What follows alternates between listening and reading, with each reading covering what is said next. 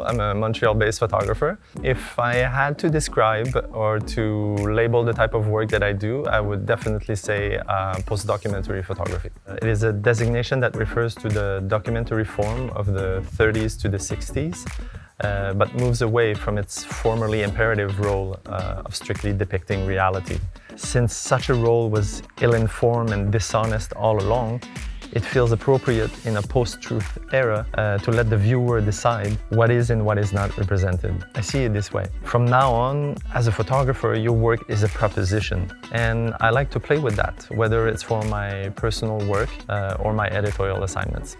I grew up on a farm on the south shore of Quebec City, Canada, with a passion for entomology. While in college, an accident pulled me out of my graduating semester in pure and applied science and threw me in the darkroom. A few months later, I was turning the page on my biology degree to move to Montreal to study photography.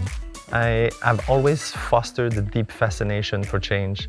I observe it, experience it, and intellectualize it in a very personal and particular way, be it political, social, and/or personal.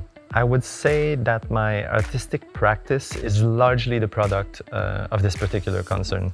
My work explores mainly moments of transition when change, both actual and symbolic, is at its peak. It's the simultaneous presence of power and vulnerability that interests me.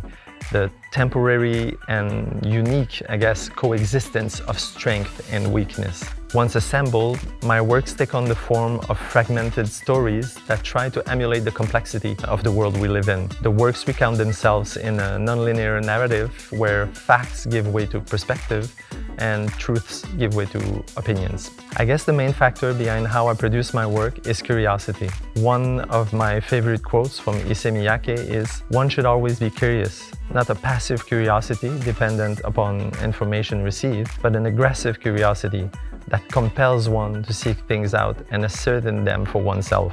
I could not possibly agree more. It is the driving force behind all of my best work. My time in Goyang has been very interesting. In addition to my photography between Goyang and Seoul, I took this time to do something I had been wanting to do for quite a while, explore a completely different medium. I have been wanting to do sculptures, but could never find the time or the space back home due to my work schedule. Here I was able to dedicate as much time as I wanted to it, and I'm thrilled with the result. I created a reverence monument to cicadas and to their epic journey into this world. Life at the residence is very much what you make of it.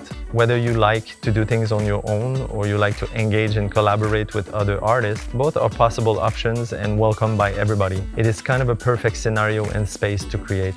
In this particular situation, the environment and the location of the residence were greatly responsible for the genesis of this work.